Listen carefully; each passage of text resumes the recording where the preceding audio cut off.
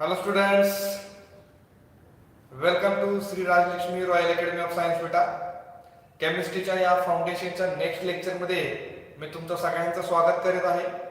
केमिस्ट्रीच्या पहिल्या फाउंडेशनच्या लेक्चरमध्ये आपण केमिस्ट्री म्हणजे काय, त्याचे ब्रांचेस काय असतात आणि क्लासिफिकेशन ऑफ मॅटर यांचं आपण डिस्कशन केलेलं आहे. या लेक्चरमध्ये आपण एक मॅटर, त्या मॅटरच्या ज्या काही प्रॉपर्टीज असतात त्या प्रॉपर्टीज बद्दल डिस्कशन करणार आहे. तसंच काही फिजिकल क्वांटिटीज असतील त्यांचं सुद्धा डिस्कशन करूया. त्याच्यानंतर काही प्रिफिक्सेस आहेत त्यांचंही डिस्कशन आपल्याला करायचं आहे. This is very very important lecture for to make our foundation very strong. Okay, so let start students. Heading असेल आपलं आजचं प्रॉपर्टीज ऑफ मॅटर.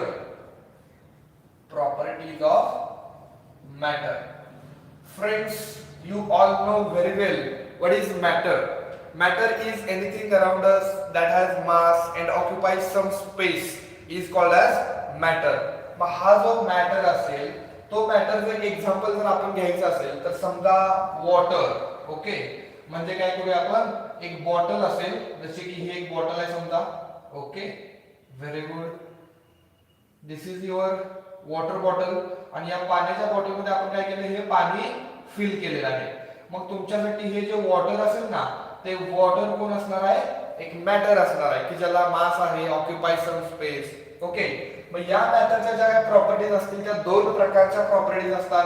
पहिली प्रॉपर्टी म्हणजे फिजिकल प्रॉपर्टीज असेल, फिजिकल प्रॉपर्टीज, आणि दुसरी एक जी प्रॉपर्टी आहे ती म्हणजे chemical properties. These are the two properties of matter. म्हणजे या दोन कॉमन प्रॉपर्टीज आहेत की ज्या सगळ्या मॅटरसाठी आपण डिस्कस करू शकतोय. पैकी आजच्या या लेक्चर मध्ये आपण फिजिकल प्रॉपर्टीज बद्दल इन डिटेल डिस्कशन करणार आहे. Physical properties. आता फिजिकल प्रॉपर्टीज नंतर केमिकल प्रॉपर्टीज जेव्हा आपण डिस्कस करणार आहे तेव्हा केमिकल प्रॉपर्टीज मध्ये जनरली आपण कुठलाच अभ्यास करणार आहे, तर जनरली आपण केमिकल रिएक्शनचा स्टडी करणार आहे. म्हणजे हे वॉटर जे काय आहे, या वॉटरच्या ज्या काही केमिकल रिएक्शन्स असतील त्यांचा स्टडी करणं म्हणजे केमिकल प्रॉपर्टीजचा स्टडी करणं. Let start. What is physical properties? Okay, इथं डेफिनेशन अशी आहे बघा. द प्रॉपर्टीज ऑफ मॅटर, माझ्यासोबत लिहून घेतलं तर चालेल. The properties of matter which can be measured or observed. हे खूप इम्पॉर्टंट आहे. आता विदाउट चेंजिंग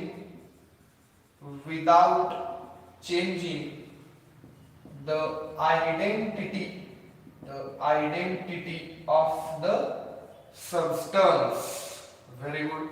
म्हणजे काय बघा, अशा काही प्रॉपर्टीज, म्हणजे मॅटरच्या अशा काही प्रॉपर्टीज की ज्या आपण काय करू शकतो, की ज्या विच कॅन बी मेजर्ड, म्हणजे काय, की ज्या आपण मोजू शकतो. Very good. ऑब्झर्व्ड म्हणजे काय रे बाळांनो, की जे आपण बघू शकतो, पाहू शकतो, काहीतरी सांगू शकतो, त्यांना आपण म्हणू शकतो ऑब्झर्व्ड.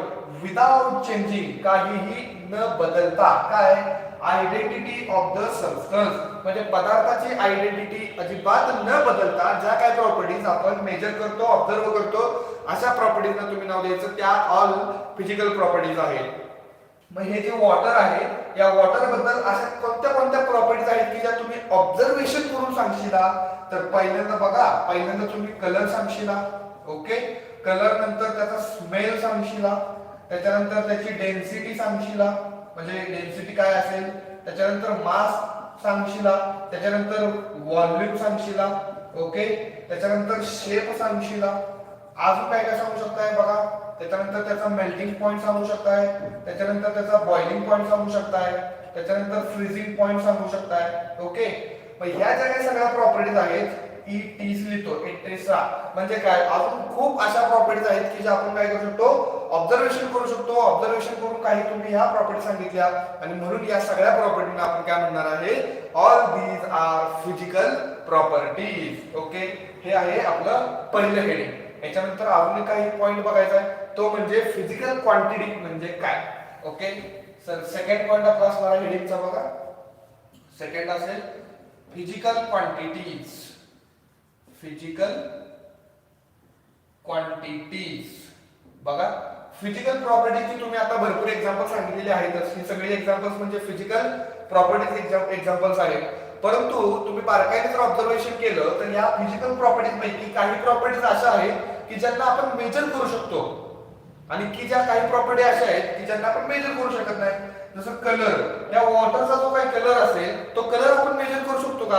तुम्ही कधी कोणाला सांगताना ऐकलंय का की 10 कलर आहे, 20 कलर आहे, 30 कलर आहे, असं कधी होत नाही. म्हणजे कलर मेजर करू शकत नाही, हेच colour is not physical quantity. Smell, त्याचा वास पण आपण मेजर करू शकत नाही, हे smell is not also physical quantity. Density मात्र आपण वॉटरसाठी काय करू शकतो, मेजर करू शकतो आणि सांगू पण शकतो. म्हणजे डेन्सिटी कोण असणार आहे, फिजिकल क्वांटिटी. मास कोण असणार आहे, फिजिकल क्वांटिटी. व्हॉल्यूम कोण असणार आहे, फिजिकल क्वांटिटी. म्हणजे तुम्हाला समजले असेल की फिजिकल क्वांटिटीची डेफिनेशन काय. काही क्वांटिटीज म्हणजे काही प्रॉपर्टीज अशा आहेत की ज्यांना आपण मेजर करतो आणि ज्या प्रॉपर्टीज आपण मेजर करतो त्यांना म्हणायचं फिजिकल क्वांटिटी. मग हेडिंगला डेफिनेशन काय असेल, द फिजिकल प्रॉपर्टीज, हेडिंगला sorry definition, the physical properties which can be measured are called as physical quantities. Very good sir, physical quantities. मग याचं एक्झाम्पल सांगायचं असेल तर काय काय सांगशील सांगा. आताच तुम्ही सांगितलं डेन्सिटी मेजर करतो, परत सर व्हॉल्यूम पण मेजर करतो, त्याच्यानंतर सर आपण काय सांगितलं, डेन्सिटी, मास, व्हॉल्यूम, इसके आगे शेप आपण मेजर करू शकत नाही. Melting point, boiling point, freezing point हे काय असणार आहे बाळांनो, हे टेम्परेचर असणार आहे. बरोबर, टेम्परेचर मेजर करू शकतो. त्याच्यानंतर आपण काय सांगू शकतो अजून, ओके, लेंथ असेल, लेंथ सुद्धा आपण काय करू शकतो, मेजर करू शकतो, ETC. या सगळ्या ज्या काही क्वांटिटीज आहेत, या सगळ्या ज्या काही प्रॉपर्टीज आहेत की ज्यांना आपण मेजर करतो त्यांना सगळ्यांना म्हणायचं physical quantities. Okay, I hope तुम्हाला हे समजलं असेल. याचा स्क्रीनशॉट घ्या. Okay, next point is how to express any physical quantity.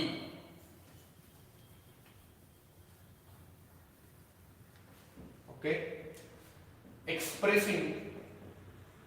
expressing any physical quantity. Okay, कोणतीही फिजिकल क्वांटिटी असेल ती कशी एक्सप्रेस केली जाते हे आपण बघूया. आता फिजिकल क्वांटिटी बाळा तुम्हाला एक एक्झाम्पल जर तुम्ही सांगितलं तर ते मास असेल का. मास म्हणजे कोण असणार आहे, फिजिकल क्वांटिटी आहे. ओके, मग माझ्याकडे एक ब्लॉक आहे. ब्लॉक म्हणजे तुम्ही त्या सबस्टन्सला काही म्हणू शकताय. माझ्याकडे एक ब्लॉक आहे आणि या ब्लॉकचं जे काही मास आहे, मास, ते मास आहे 20, पुढे काय लिहू, 20 ग्रॅम. ओके, म्हणजे हे जे मास आहे ते मास तुमच्यासाठी फिजिकल क्वांटिटी आहे. Very good. ती कशी एक्सप्रेस केलेली आहे बघा. ती एक्सप्रेस करण्यासाठी आपण एक नंबर आणि त्या नंबरच्या पुढे एक युनिट वापरलेला आहे. काय वापरलेला आहे, नंबर प्लस युनिट. म्हणजे कोणतीही फिजिकल क्वांटिटी कशी एक्सप्रेस केली जाते, एक न्यूमेरिकल व्हॅल्यू, जसे की इथं 20 कोण असणार आहे आपल्यासाठी, न्यूमेरिकल व्हॅल्यू, प्लस 20 नंतर जे काही लिहिलं असेल त्याला तुम्ही काय नाव देता, युनिट नाव देता. पण समजा हे युनिट जर आपण लिहिलंच नाही, म्हणजे फक्त आपण मास लिहिलं किती, 20 लिहिलं, तर त्या ब्लॉकचं जे काही मास आहे ते 20, त्याला काही मिनिंग असेल का रे, नाही. म्हणजे फिजिकल क्वांटिटीला जर मिनिंग यायचं असेल तर आपण इथे युनिट लिहिणं अतिशय महत्त्वाचं आहे. ओके, म्हणजे any physical quantity is expressed as a numerical value plus unit. मग न्यूमेरिकल व्हॅल्यू तर आपल्यासाठी अतिशय सिंपल फंडा असणार आहे, पण आपल्यासाठी चॅलेंज किंवा अतिशय इंटरेस्टिंग फंडा कोणता असणार आहे तर तो म्हणजे युनिट असणार आहे. मग याच्यानंतर आपण हेडिंग लिहूया की युनिट म्हणजे काय. ओके, तर आता युनिट बद्दल बोलायचं असेल तर जनरली आपल्याला फिजिकल क्वांटिटीज माहित आहेत. कोणते कोणते, लेंथ असेल, त्याच्यानंतर मास असेल.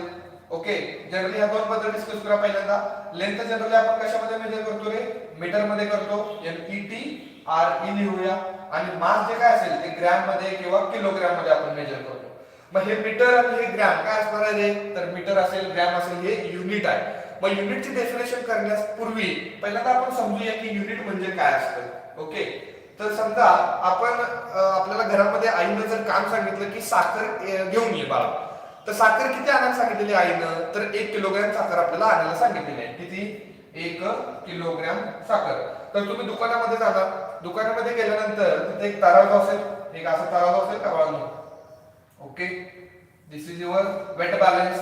आता जुन्या काळाचे जे काही दुकान वगैरे असतात म्हणजे पूर्वी, आता इलेक्ट्रॉनिक वेट बॅलन्सेस आलेले आहेत, पण जुन्या काळामध्ये दुकानांमध्ये असे हे वेट बॅलन्सेस असायचे की ज्याला मराठीमध्ये आपण तराजू म्हणतो. ओके, मग तराजूच्या ह्या दोन बाजू आता सध्या कशा यायच्या इक्वल आहेत. पण समजा ही एक बाजू जर वरती असेल, एक बाजू जर वरती असेल तर काय होतं, तर तो जो दुकानदार आहे तो दुकानदार काय करतो, एक दगड घेऊन येतो आणि तो दगड या बाजूला ठेवतो. कुठं, या बाजूला.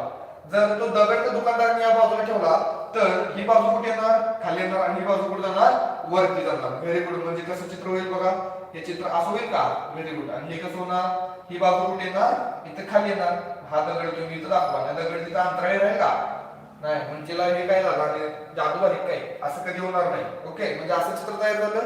समजा हा जो दगड आहे त्याचं वजन आहे 1 किलोग्राम. त्याचं वजन काय आहे, 1 किलोग्राम. म्हणजे हा दगड आपल्यासाठी कोण असणार आहे, एक रेफरन्स असणार आहे. कोण असणार आहे, रेफरन्स.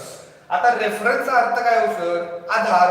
कुणाच्या तरी आधारे आपण इथं साखर मेजर करणार आहे. म्हणजे काय करतो दुकानदार, परत इथे एक पिशवी ठेवतो, ही पिशवी आहे आणि पिशवीमध्ये दुकानदार काय करतो, साखर टाकत जातो. साखर टाकत जातो आणि एक वेळ अशी येते की हे दोन जे काही बॅलन्सेस आहेत, वेट बॅलन्सचे दोन जे काही तराजू आहेत ते काय होतात, इक्वल होतात. म्हणजे ह्या साखरेचं वजन ह्या दगडाच्या वजनाला जेव्हा इक्वल होणार आहे, असं कधी म्हणणार आपण, या दोन बाजू इक्वल झाल्या तर आपण काय म्हणायचं, या साखरेचं वजन ह्या दगडाच्या वजनाबरोबर झालेलं आहे. आणि दगडाचं वजन किती आहे, 1 किलोग्राम. तो दगड आपल्यासाठी कोण आहे, रेफरन्स. ओके, जसं तुम्ही एखादा प्लेअर असं म्हणला की हा प्लेअर खूप चांगला खेळतोय, अरे चांगला खेळतोय म्हणजे कुणाच्या तरी कंपॅरिझन मध्ये सांगितले ना, कुणाच्या तरी रेफरन्स मध्ये.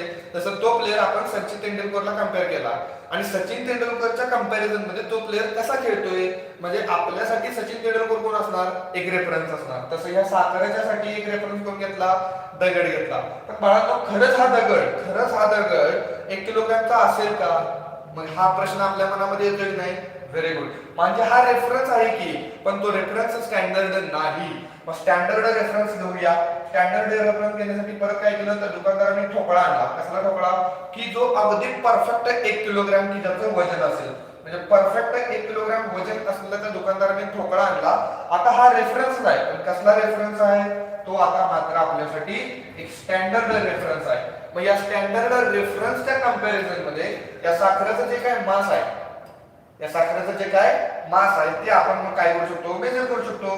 तुम्ही ह्या पिशवीमध्ये काय करा, साखर टाकत जावा कधीपर्यंत, जोपर्यंत दोन बाजू इक्वल होत नाही तोपर्यंत. मग आता तुम्ही काय म्हणू शकताय, ह्या साखरेचं मास किती झालं, 1 किलोग्राम झालं. म्हणजे हे जे काय किलोग्राम दिसतंय, हे किलोग्राम म्हणजे काय असणार आहे, तर आता किलोग्राम म्हणजे युनिट आहे. पण ते युनिट म्हणजे काय, तर एक स्टँडर्ड रेफरन्स असतं. काय असतं, स्टँडर्ड रेफरन्स. म्हणजे याची पहिलं डेफिनेशन लिहूया बघा. Unit, write down definition. The standard of reference कशासाठी वापरलं जात आहे, used to measure any physical quantity. Okay, write down this.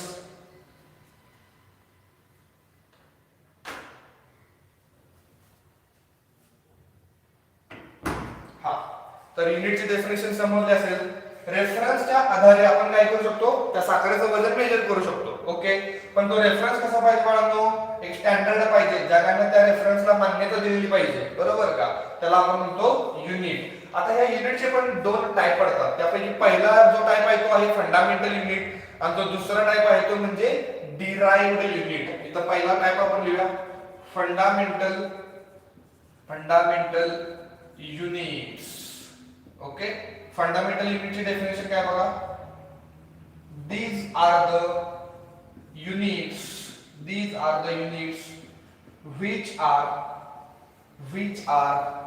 independent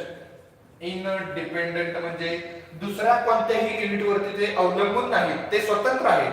these are the units which are independent and cannot be derived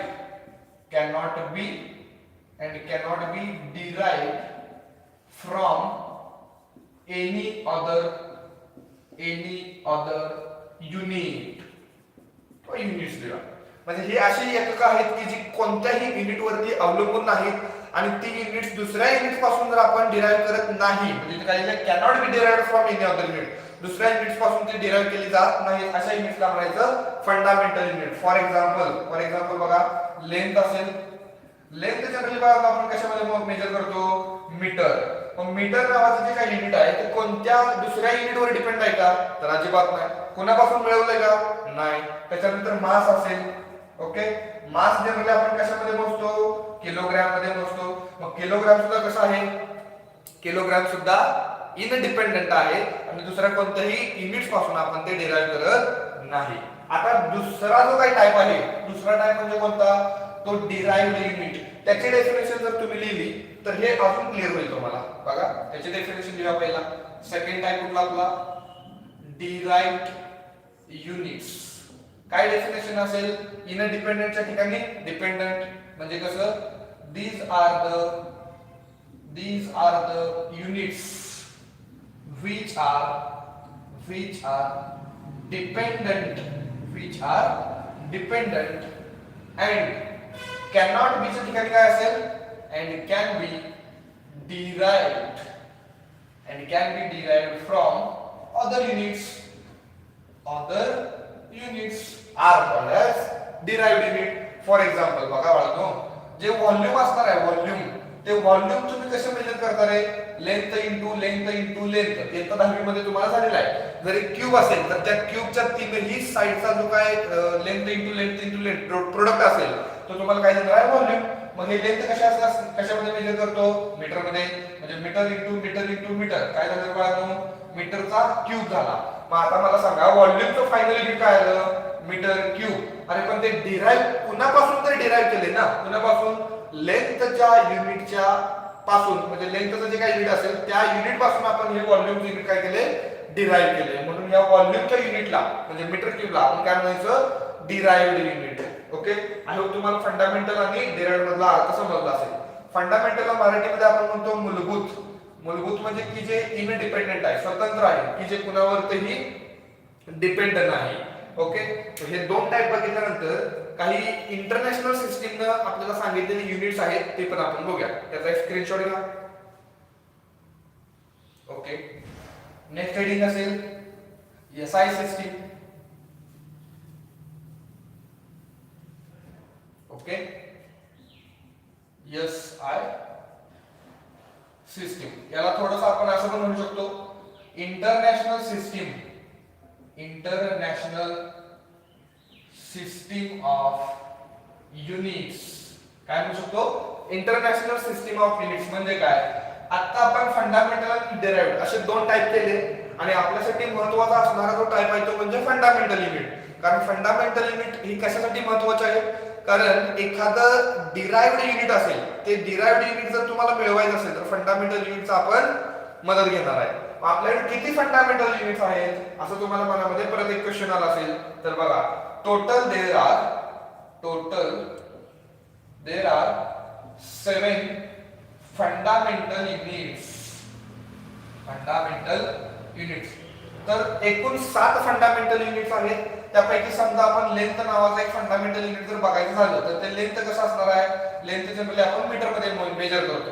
पण मला सांगा, हे जे लेंथ नावाचं जे काही युनिट आहे मीटर, ती इंडियामध्ये आपण लेंथ मीटर मध्ये मेजर करतो. पण हीच लेंथ जर आपण अमेरिकेत गेलो तर अमेरिकेमध्ये लेंथ मेजर करण्यासाठी दुसरं कुठलं युनिट आहे का, नाही. तर तिथं सुद्धा ते लेंथ मीटर मध्येच मेजर केलं जातं. आणि म्हणून मीटर हे कसलं युनिट असणार आहे, इंटरनॅशनल सिस्टीम ऑफ युनिट असणार आहे, की ज्याला आपण म्हणू. का तर कंट्री जर बदलली तर हे युनिट बदलायला पाहिजे, बरोबर, पण ते बदलत नाही.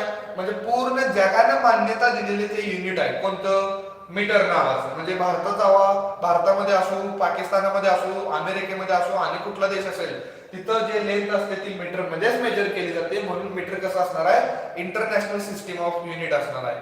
ओके, याच्यानंतर हे झाल्यानंतर आपल्याला काही फंडामेंटल जे काही 7 फंडामेंटल युनिट्स आहेत त्याचा आपण एक टेबल बघूया आणि मग त्याच्यामध्ये काय काय सिम्बॉल्स असतील ते बघूया. लेंथ इथं लिहिणार आहे मी फिजिकल क्वांटिटीज. कोणत्या फिजिकल क्वांटिटीज असतील त्या फिजिकल क्वांटिटीचा इथं मी सिम्बॉल लिहितो.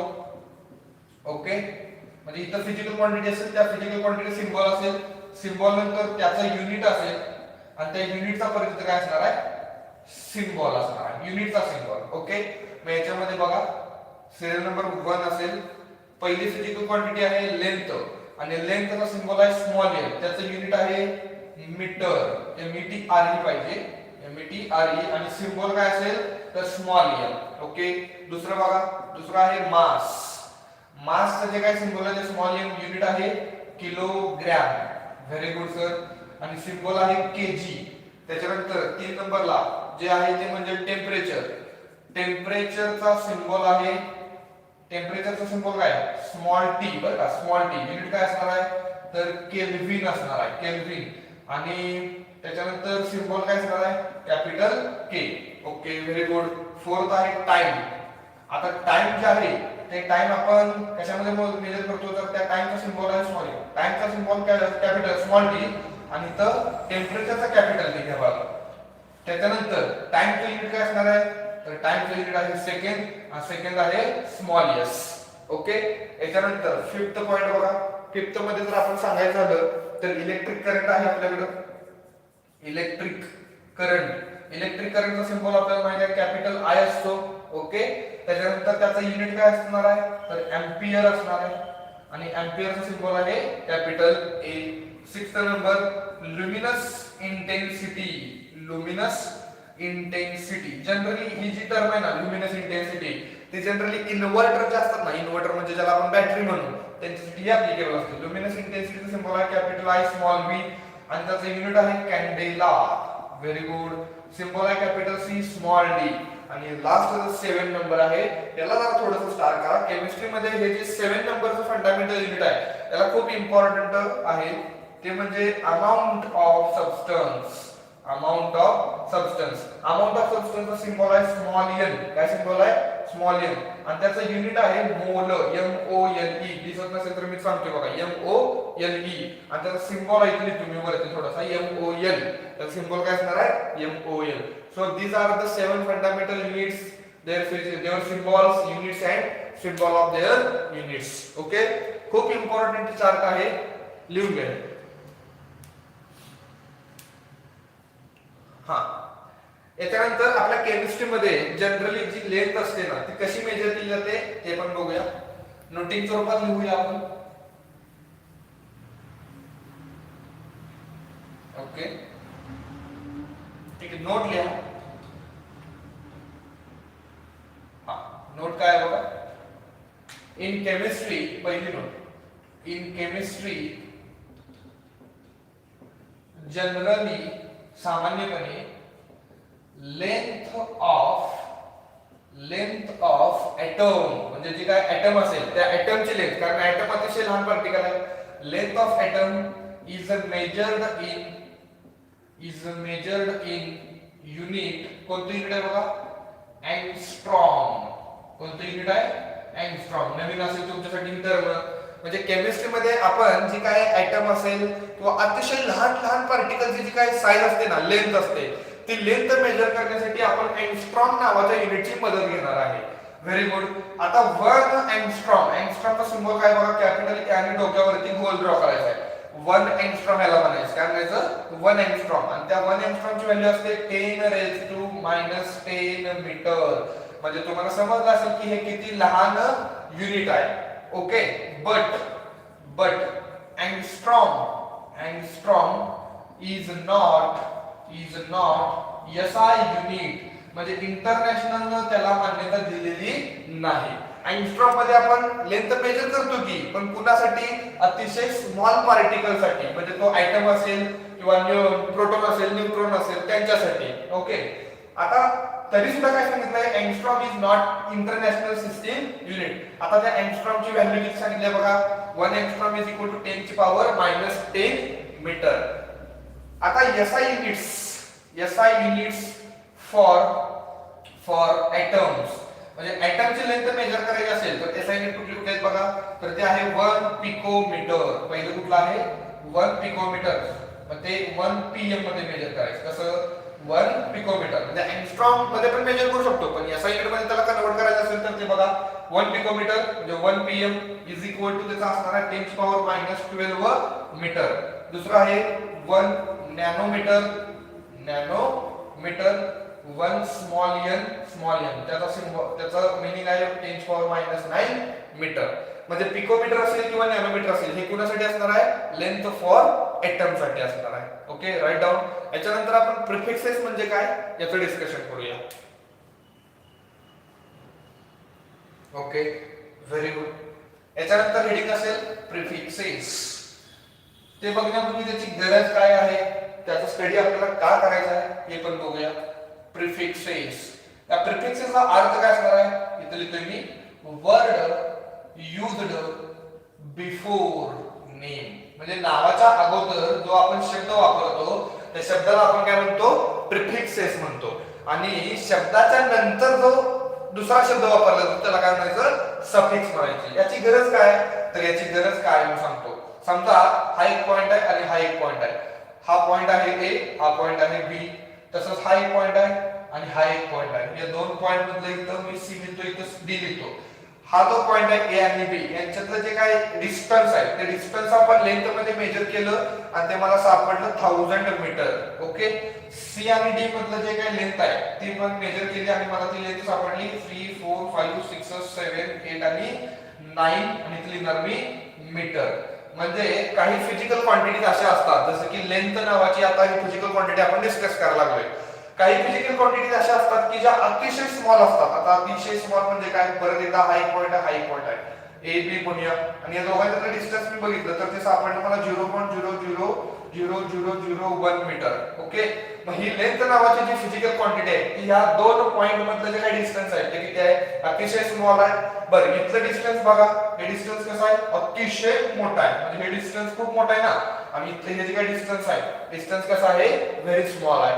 मग आपण मॉडर्न जगातले सगळे विद्यार्थी आहात त्याच्यामध्ये तुम्हाला सगळ्यात जास्त कंटाळा आहेच. मग हा जो काय मोठा नंबर आहे तो इतका मोठा नंबर लिहित असताना विद्यार्थी कंटाळा करतात.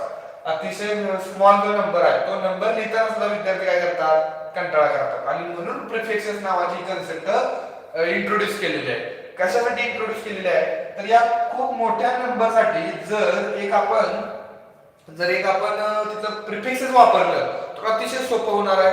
आणि त्याच्यासाठी जर मी इथं असं वापरलं गिगामीटर काय वापरलं गिगामीटर. आता ते लिहिताना आणि ऐकताना बोलताना किती सिंपल वाटतंय बघा. म्हणजे इथं 1 2 3 4 5 6 7 8 आणि 9 10⁹ जर तुम्हाला कुठं दिसलं तर त्याच्या ठिकाणी तुम्ही काय वापरणार गिगा हा वर्ड वापरणार. म्हणजे मीटर हा जो काय वर्ड आहे त्याच्या अगोदर तुम्ही हा गिगा वर्ड वापरला म्हणून गिगा जो असणार आहे तुमच्यासाठी एक प्रिफिक्स असणार आहे. आणि गिगा कोणासाठी वापरायचा आहे तर 10⁻⁹ साठी. म्हणजे अशा भरपूर 10च्या पॉवर्स आहेत की त्यांच्यासाठी तुम्ही वेगवेगळे प्रिफिक्स यूज करू शकता. मग आपण त्या टेबलच्या द्वारे बघूया की असे कोणते कोणते प्रिफिक्सेस आहेत त्यांच्यासाठी पण तो वर्ड वापरू शकतोय.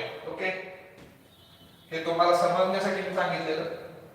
हा याच्यामध्ये टेबल बनवूया. पहिल्यांदा इथं असेल सिरियल नंबर इथं असेल पॉवर ऑफ 10 ची पॉवर बघूया. त्याच्यानंतर इथं असेल त्याचा प्रिफिक्सेस आणि इथं असेल सिम्बॉल त्याच्यासाठी असणारा सिम्बॉल. ओके सिम्बॉल म्हणतो बरं नाही काय लोकांना सिम्बा असं शब्द ऐकवलं असेल. सिम्बा म्हणजे चित्रपटात नाव घेत नाही मी. सिरियल मध्ये पहिला पॉवर ऑफ 10 ची पॉवर 1.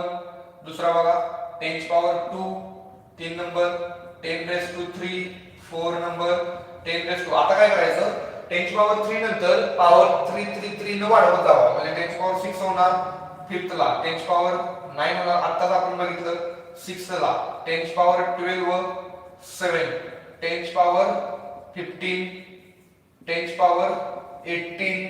ओके 8 नंबर 10 ची पॉवर 21 आणि 9 नंबरला 10 ची पॉवर 24. इतक्या हे 10च्या पॉवर्स आहेत की ज्यांचं प्रिफिक्स काय आहे ते बघूया. 10 ची पॉवर 1 कुठे असेल तर त्याचा प्रिफिक्स आहे डेका. जसे की तुम्हाला मी सांगितलं 10 मीटर तर त्याचा काय जर तुम्ही अर्थ डेकामीटर. त्याचा अर्थ काय असणार आहे डेकामीटर. 10 मीटर म्हणजे काय डेकामीटर. 10 ची पॉवर 2 असेल तर हेक्टो. 3 असेल तर किलो.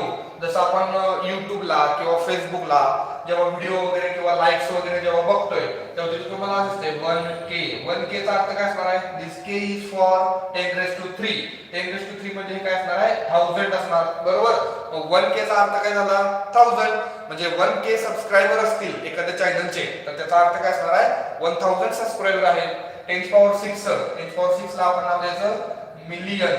म्हणजे काय मेगा पण म्हणू शकतो मेगा मेगा ओके आणि 1 मिलियन इज इक्वल टू 10⁶ म्हणजे 10 लाख मराठीमध्ये सांगायचं असेल तर काय 10 लाख बघा 1 मिलियन म्हणजे काय असणार आहे 10 लाख 10⁹ असेल तर तुम्ही त्याला गिगा म्हणा आता सांगितलं आणि गिगा म्हणजे ब्रॅकेटमध्ये लिहितो मी बिलियन काय असणार आहे बिलियन ओके 10⁻12 असेल 10⁻12 तर त्याला तुम्ही टेरा म्हणा 15 असेल तर पेटा म्हणा 10⁻18 असेल तर त्याला एक्सा म्हणा काय म्हणा एक्सा 10⁻21 असेल तर त्याला झिट्टा म्हणा आणि 24 असेल तर त्याला तुम्ही योक्टा म्हणायचं काय म्हणायचं yotta sorry yotta yotta not C इथं डबल टी असणार आहे मग हे आहे तुमचे प्रिफिक्सेस काय काय बघा deca hecto kilo mega giga टेरा पेटा एक्सा झिट्टा सॉरी झिट्टा आणि योटो आता हे तुम्ही लिहून घेतलं असेल हे तुमच्या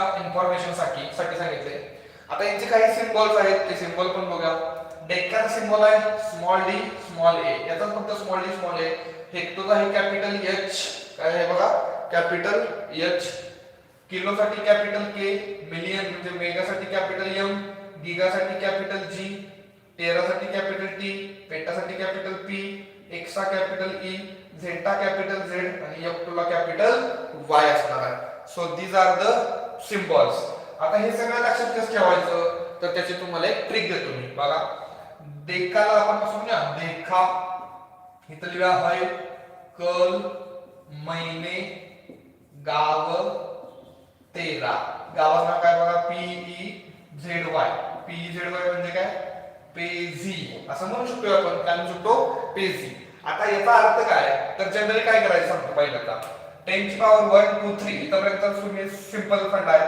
तिथून पुढे काय करायचं 10⁻3 न इन्क्रीज करत जायचं आहे आणि इन्क्रीज करत असताना इथे जे प्रिफिक्सेस आहेत ते लिहित असताना पहिला आपली ट्रिक बघा देखा देखा लिहिलं देखाचा अर्थ काय डेका है म्हणजे हेक्टो कलचं किलो महिने मेगा गावचं गिगा टेराचं टेरा आणि PEZ वरून पेटा एक्सा झट्टा आणि योटा असे तुम्ही प्रिफिक्सेस लिहू शकताय आणि एकदा ते प्रिफिक्सेस लिहिलं तर इथं तुम्हाला सिम्बॉल लिहिता येणार जर 10 पॉवर पॉझिटिव्ह असेल आता सगळ्या पॉवर कशा आहेत पॉझिटिव्ह तर आपण सिम्बॉल कसे लिहिले कॅपिटल लिहिलेले आहेत ओके आता हे सगळ्या 10 च्या पॉवर पॉझिटिव्ह बघितल्या पण 10 च्या पॉवर निगेटिव्ह पण असतील ना मग त्याच्यासाठी पण बघूया जर 10 ची पॉवर निगेटिव्ह असेल तर त्याच्यासाठी प्रिफिक्सेस काय आहेत त्याच्यासाठी सिम्बॉल काय आहेत हे पण आपण बघूया राईट डाऊन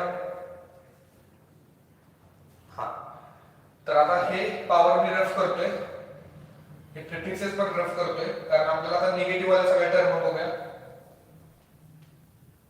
हा बघा पहिल्यांदा 10⁻⁻1 असेल 10⁻⁻2 10⁻⁻3 10⁻⁻4 10⁻⁻5 10⁻⁻6 10⁻⁻7 10⁻⁻8 10⁻⁻ नाही बघा आपलं काय झालं पॉवर वाढवायचे ना कितीनं 3 न पॉवर वाढवायचे किती होणार -6 न -9 -12 -15 -18 -21 -24 6 7 इथं 8 असेल इथं 9 असेल ओके मग आता याच्यासाठी प्रिफिक्सेस काय काय बघा पहिल्यांदा इथे लिहिणार मी डेसी सेंटी -3 असेल तर मिली बघा -1 ला डेसी -2 ला सेंटी म्हणजे जर कुठं असं असेल 10⁻⁻2 मीटर तर काय लिहिणार आहे सेंटीमीटर आता त्याचा अर्थ कळला काय कळला 1 centimetre is equal to 10⁻⁻2 metre sir आता बघा -2 मीटर हे -2 च्या ठिकाणी काय ठेवायचं आपल्याला सेंटी म्हणजे सेंटीचा सिम्बॉल काय असणार आहे स्मॉल सी काय असणार स्मॉल सी म्हणजे 1 cm इज इक्वल टू ह्या -2 च्या ठिकाणी स्मॉल सी आणि पुढे काय झालं m म्हणजे ते आलं सेंटीमीटर म्हणजे डेसी सेंटी मिली ह्या -6 चा अर्थ असणार आहे मायक्रो परत हे नॅनो नॅनो म्हणजे अर्थ कळाला का नॅनो आपल्याकडे एक गाडी होती बघा म्हणजे रतन टाटाची नॅनो गाडी मार्केटमध्ये आणली मग नॅनो गाडीचे जे काही नाव ऐकतोच नाही नॅनो ते नॅनो कुठून दिलेलं तर 10⁻⁹ या पॉवर मधून त्यांनी इन्स्पिरेशन घेतली का कारण 10⁻⁹ हे स्मॉल आहे का मोठा आहे व्हेरी स्मॉल आहे मग ती गाडी सुद्धा कशी होती व्हेरी स्मॉल होती नाही म्हणजे सगळ्या कार गाड्यांपैकी सगळ्यात लहान गाडी होती नॅनो आणि म्हणून ते नॅनो इथे नाव दिले -12 बघा deci centi milli micro nano pico परत फेमटो काय फेमटो परत हे काय अट्टो हे काय झेप्टो आणि इथं आता तुमचं येणार आहे योक्टो. काय येणार आहे योक्टो, YOCTO. कळलं? Very good. आता याचे सिम्बॉल काय काय असतील बघूया.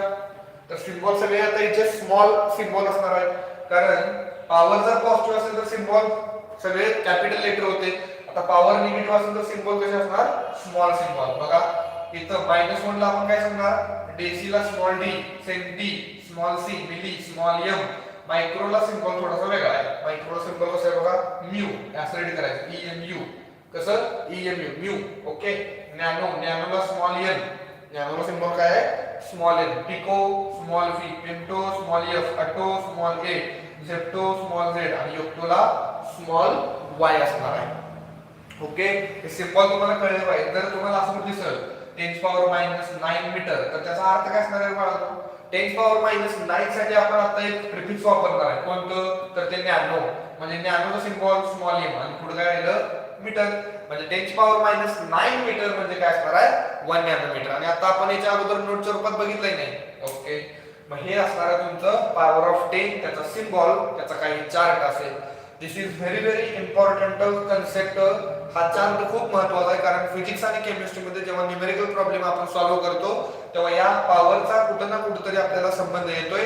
आणि जेव्हा संबंध येणार आहे तिथं आता मला गॅरंटी आहे तुम्ही याच्यामध्ये अजिबात रॉंग कुठेही होणार नाही. सगळ्या पॉवरच्या रूपामध्ये तुम्ही आन्सर करेक्ट देणार आहे.